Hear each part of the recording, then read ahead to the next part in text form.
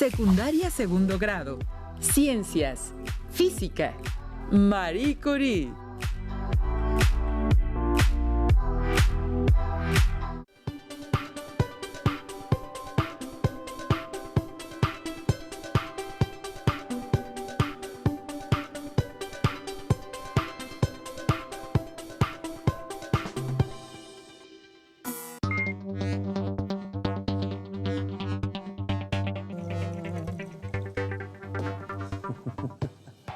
Bienvenidas y bienvenidos, estudiantes de segundo grado de secundaria.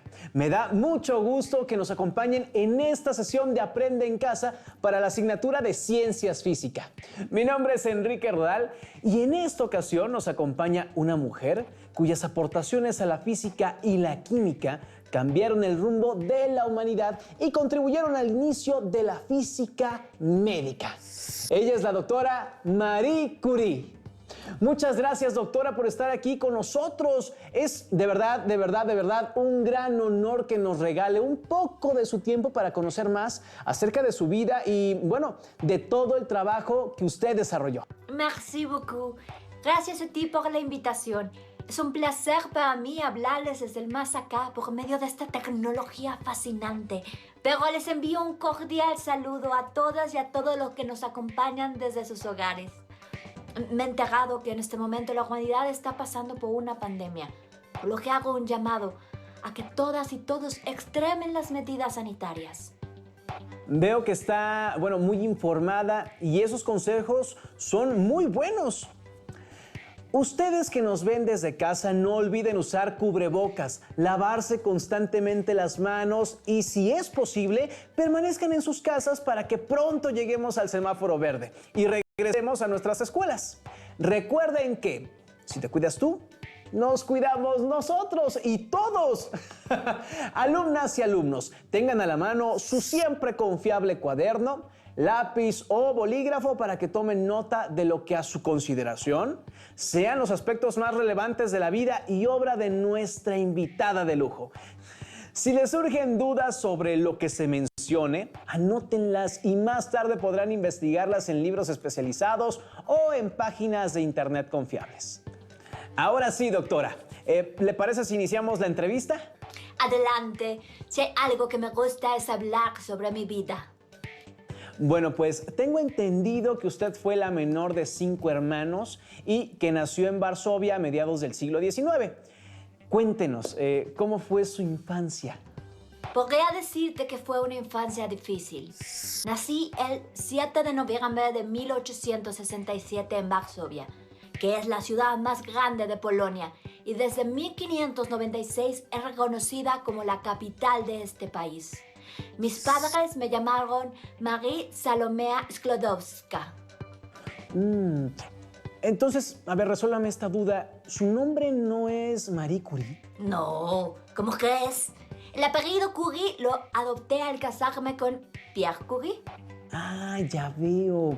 Bueno, doctora, ¿ellos son sus padres? Así es. Mi madre Bronislava Mariana Boguska y mi padre Vladislav Josef Sklodowski. Mi madre era maestra, pianista y cantante, mientras que mi padre era profesor de física y matemáticas. Por desgracia, cuando yo tenía 9 años, mi hermana mayor Sofía murió de tifus, una enfermedad infecciosa producida por varios tipos de bacterias.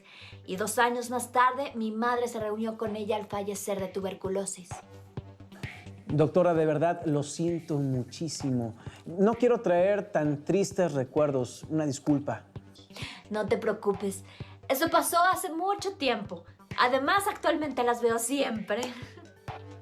Menos mal y, oiga, qué dicha poder estar con ellos. Déjeme mostrarle esta foto que aparece en pantalla. Sí, aquí podemos ver a todos sus hermanos y a usted, por supuesto. Así es. La mayor es Sofía, mientras que yo soy la más pequeña. Estoy justo en medio de la foto abrazando a mi hermana Elena, que era solo 1 año mayor que yo. A la derecha podemos ver a mi hermano Joseph y a mi hermana Bronislava. Ella tenía el mismo nombre que mi madre. ¡Cómo me gusta volver a ver esta foto de nuevo! Ay, qué bueno que le ha gustado, doctora. Pero síganos contando de su infancia. ¿Cómo era Varsovia en esos años? A principios de los 90, bueno, de 1790, Polonia fue invadida por Rusia, Prusia y Austria, lo que provocó que Varsovia se encontrara bajo la ocupación rusa. Rusia había impuesto su lengua y sus costumbres a la sociedad polaca. Sin embargo, la élite polaca, como protesta no violenta, impuso la educación científica y social como modo de mejora al mundo en el que vivíamos. Me imagino que al ser su padre un profesor, tenía un estilo de vida de nivel alto. Todo lo contrario, Sergei. Mi padre fue un seguidor activo de la Revolución Pacífica y las autoridades rusas penalizaban ese comportamiento. Él tuvo muchos problemas para mantener empleos con salarios decorosos, por lo que tuvimos que aprender a vivir de forma austera por la falta de dinero. Bueno, pero aún así usted logró ser una estudiante destacada por su excepcional capacidad de concentración e inteligencia. Me halagan tus comentarios. Gran parte de eso se lo debo a mi dedicación y a la dedicación de mi padre. Cuando las autoridades rusas prohibieron la enseñanza en los laboratorios, mi padre nos llevaba el material necesario para realizar experimentos en casa. De ese modo aprendí física y matemáticas. Oiga, entonces siempre estuvo en contacto con la ciencia. Claro, ayudada por su padre. Tienes razón. Desde muy pequeña me di cuenta que mi vocación eran las ciencias. Tengo entendido que a los 15 años logró graduarse con honores de la secundaria, como la mejor alumna de su clase. Pero no pudo cumplir su sueño de seguir estudiando en Polonia. Cuéntenos, ¿a qué se debió eso? ¿Qué pasó? En esa época, en Polonia estaba prohibida la entrada de mujeres a la universidad. Y desafortunadamente mi familia no tenía los recursos económicos para costear mi educación fuera de mi país. Qué terrible, doctora. No me imagino la frustración que debió sentir. Ahora sí que, por suerte, actualmente no tenemos ese tipo de prohibiciones absurdas. Todas y todos podemos acceder a una educación sin importar nuestro género. En verdad, me emociona mucho que cualquiera que lo desee, con un poco de esfuerzo, pueda cumplir sus metas. Bueno, y regresando, sígame contando más, doctora. ¿Por qué esas situaciones no truncaron su camino? Claro que no, pero sí me tomó algunos años más. Mi hermana Bronislava y yo hicimos un pacto. Yo le ayudaría a pagar sus estudios de medicina en París y después, cuando ella hubiera terminado, me ayudaría a pagar los míos. Trabajé durante 8 largos años como institutriz. Y ese tiempo parecía eterno. ¡Qué increíble pacto, doctora! ¿Y en esos 8 años siguió instruyéndose en sus áreas de interés? En mi tiempo libre estudiaba matemáticas y física por mi cuenta. Además, asistía a una de las llamadas universidades flotantes, que eran creadas clandestinamente por profesores polacos para ayudar a los que no podíamos estudiar por la opresión rusa. Disculpe, cuéntenos, cuando su hermana concluyó sus estudios, ¿sí le ayudó a cumplir su sueño? Sí, y ella me ayudaba con lo que podía. Pero también pude conseguir una beca.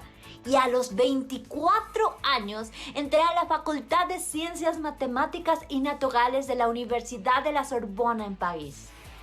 Fíjese que por aquí tenemos una foto suya. A esa edad, déjeme mostrársela. ¡Ay, qué buenos recuerdos me trae! Yo era muy tímida. ¡Ay, pero mira mi cabello! Nunca supe peinármelo. Aunque llamaba mucho la atención por ser la única mujer y por mi forma austera de vestir. Además, siempre me sentaba en la primera fila y mi nombre resultaba impronunciable para mis compañeros. Le voy a ser muy sincero, la verdad es que sí está un poquito difícil de pronunciar. Discúlpeme. Doctora, ¿fue muy difícil adaptarse a estudiar en otro país? Una de las cosas que me detenía era el idioma. Así que fue lo primero que estudié. Mi hermana en ese entonces ya estaba casada con un médico polaco y vivía en París. Así que practicaba con ella. qué dicha. Entonces, durante sus estudios universitarios, vivió con su hermana. No, la casa de mi hermana estaba a 2 horas de camino de la universidad. Imagínate eso. ¿Quién pierde 2 horas de su vida en traslados? No. Yo preferí vivir en un barrio cercano. Renté un pequeño ático. ¿Y eso no representaba incomodidades para usted? Sí, la verdad es que tenía muy poco dinero. Muchas veces pasé hambre y frío. Incluso me enfermé algunas ocasiones por no comer ni dormir. Para no encender la calefacción, me ponía toda mi ropa en invierno. Parecía lo que ustedes llaman tamale.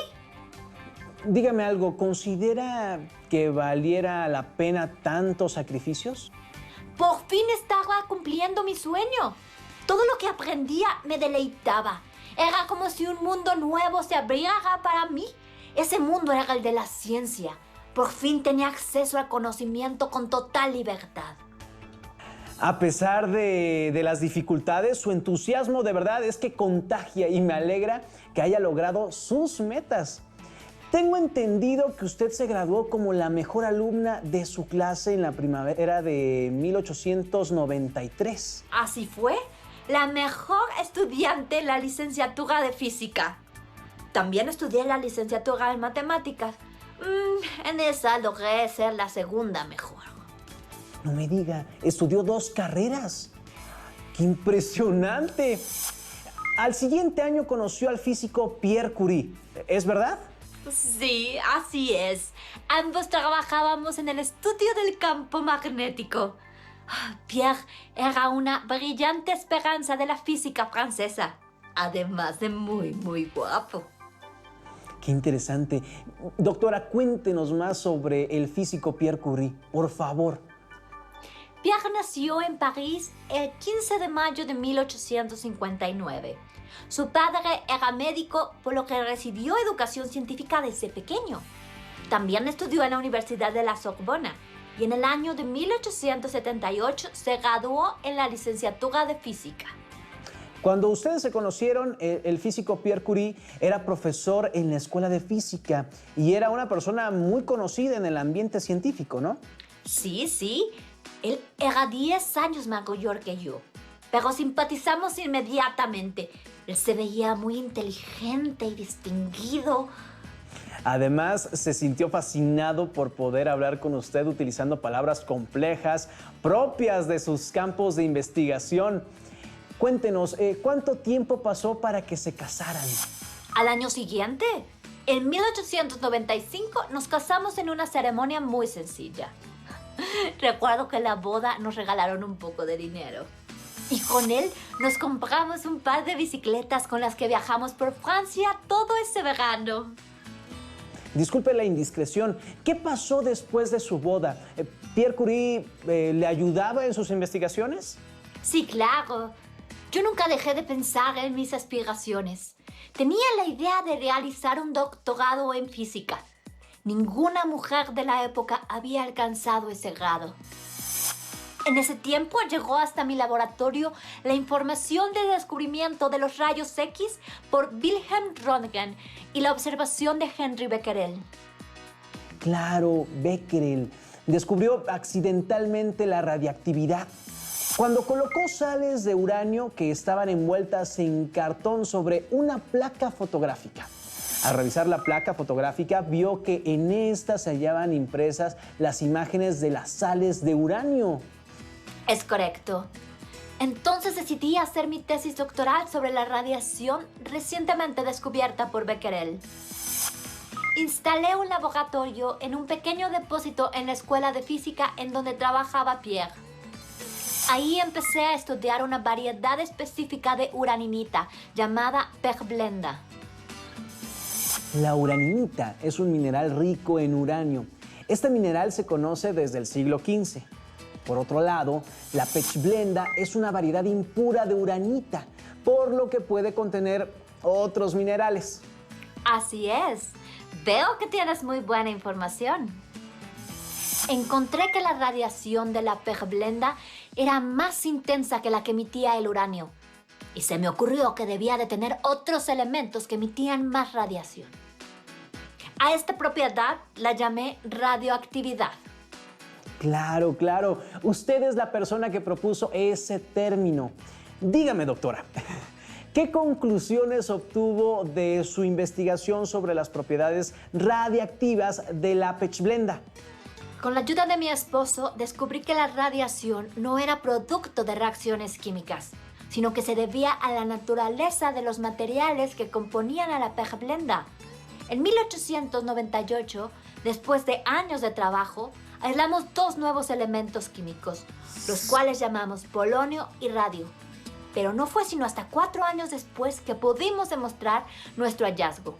Después de trabajar en aproximadamente 1 tonelada de pechblenda, logramos aislar una fracción de 1 gramo de radio. Me imagino que el polonio recibió ese nombre en honor a su país natal, ¿o me equivoco? En efecto, y al radio lo nombramos de esa forma debido a su intensa radioactividad. Ahora que menciona eso, doctora, ¿esos trabajos no eran peligrosos? Esos materiales emiten radiación ionizante. En ese momento eran descubrimientos nuevos. No se sabía mucho sobre los efectos de la radiación sobre los seres vivos. Sin embargo, Pierre y yo sufrimos quemaduras y llagas producto de nuestros estudios. De hecho, Pierre llevó a cabo una investigación sobre los efectos de colocar el radio sobre la piel. Encontró que este realizaba una quemadura que rápidamente evolucionaba a una herida. Estas investigaciones condujeron a que se comenzara a utilizar el radio en el tratamiento de tumores malignos, naciendo así la curriterapia, posteriormente llamada radioterapia. Qué peligroso la investigación, pero qué interesante fue, doctora. Como resultado de sus trabajos, usted logró escribir su tesis doctoral titulada Investigaciones acerca de las sustancias radiactivas. Así fue. El 25 de junio de 1903 publiqué mi tesis y con ella obtuve mi doctorado. Fui la primera mujer con un doctorado en la Sorbona.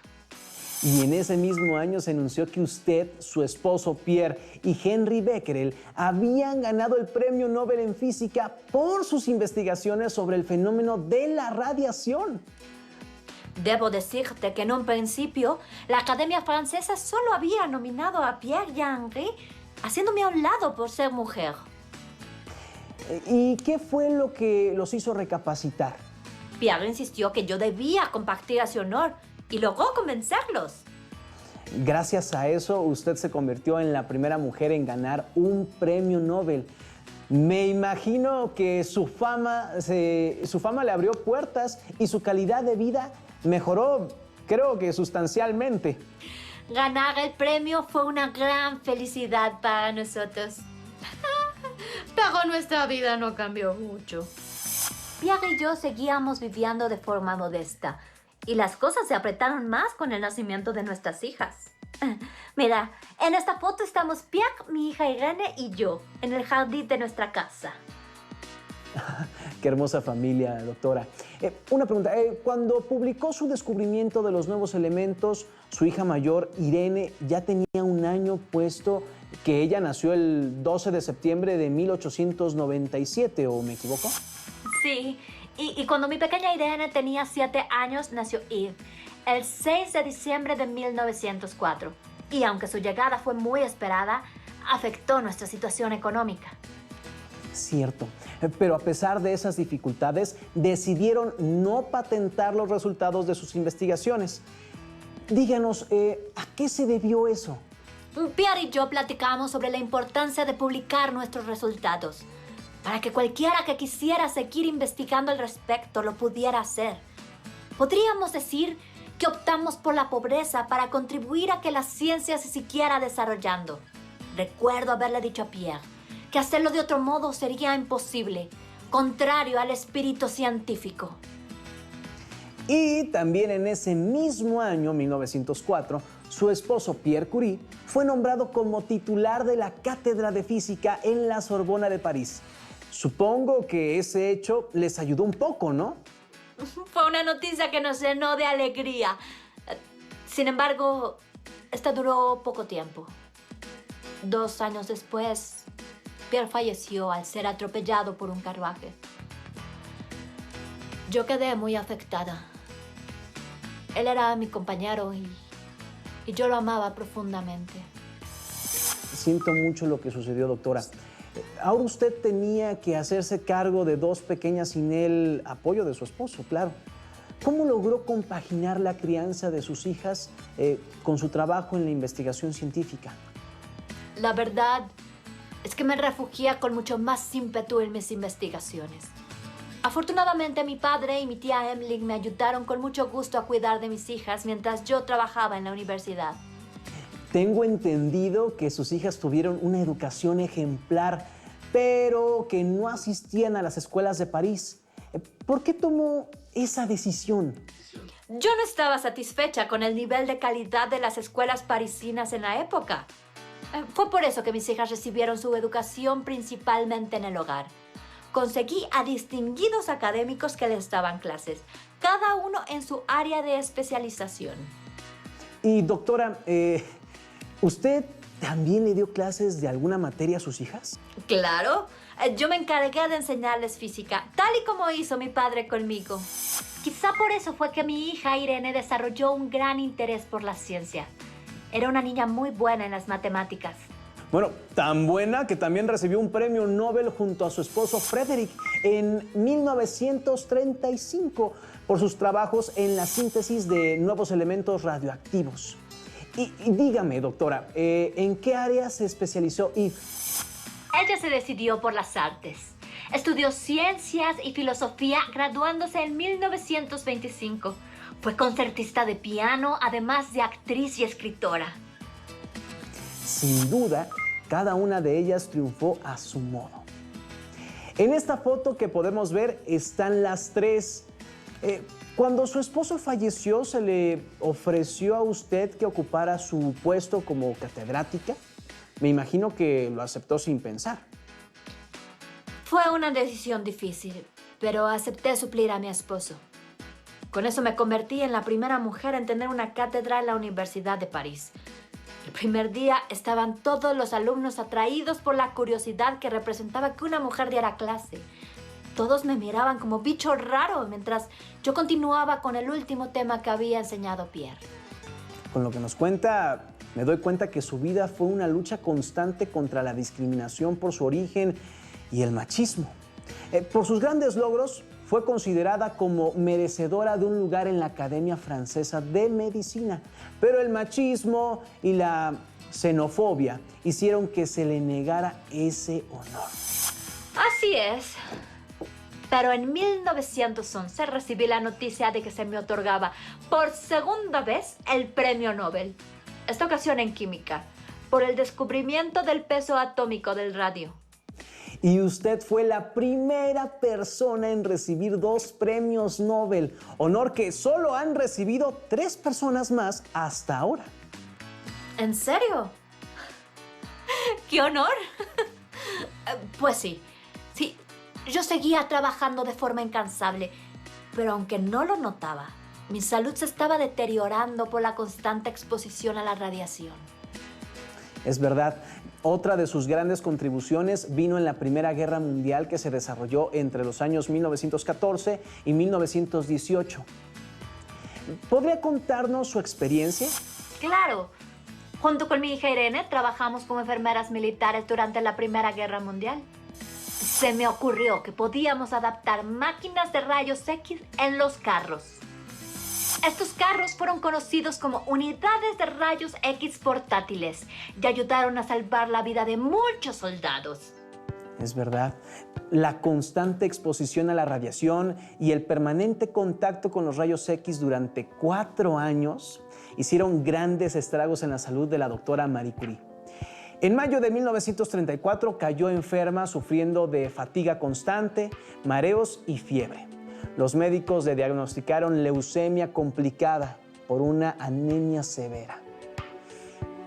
La doctora Marie Curie falleció el 4 de julio de 1934 a los 67 años de edad. Fue enterrada junto a su esposo en una ceremonia íntima. La doctora Marie Curie libró muchas batallas a lo largo de su vida contra la situación política de su país natal, el machismo, la discriminación y la falta de recursos. Aún así, con su dedicación y empeño, logró contribuir no solo al crecimiento de la ciencia, sino a la aceptación de las mujeres en el ámbito académico. A casi 100 años de su muerte, gran parte de sus objetos personales, incluyendo la ropa, muebles, libros y sus notas de laboratorio, siguen contaminados por la radiación. Estos objetos, considerados como tesoros, están almacenados en una caja forrada con plomo en la Biblioteca Nacional de Francia en París. Para consultarlos se requiere de equipo especial. Los restos de Marie Curie, Pierre Curie, fueron trasladados al Panteón de París, donde yacen los restos de ciudadanos franceses distinguidos. Sus cuerpos fueron colocados en ataúdes forrados con placas de plomo de aproximadamente 1 pulgada. Y es así como termina la historia de esta mujer considerada como la madre de la física moderna. Esperamos que hayan disfrutado este ciclo de entrevistas y que les invite a reflexionar acerca de las circunstancias que rodearon la vida de estos grandes personajes. Agradecemos la compañía de la doctora Marie Curie y a todas y todos los que nos ven desde casa, les invito a que sigan las sesiones de Aprende en Casa. Claro, todos sus contenidos. ¡Hasta luego! Si tienes dudas o necesitas ayuda, llama al Centro de Apoyo Pedagógico a Distancia. El número de teléfono para secundaria es el 55 36 01 71 23. Si requieres consultar los libros de texto en versión digital, recuerda que los puedes encontrar en la página conalitec.cep.gov.mx. Y recuerda que también cuentas con el sitio aprendeencasa.cep.gov.mx, en donde podrás ver nuevamente los videos de los programas y además encontrarás actividades para fortalecer tus aprendizajes. También te invitamos a que consultes la plataforma nuevaescuelamexicana.cep.gov.mx.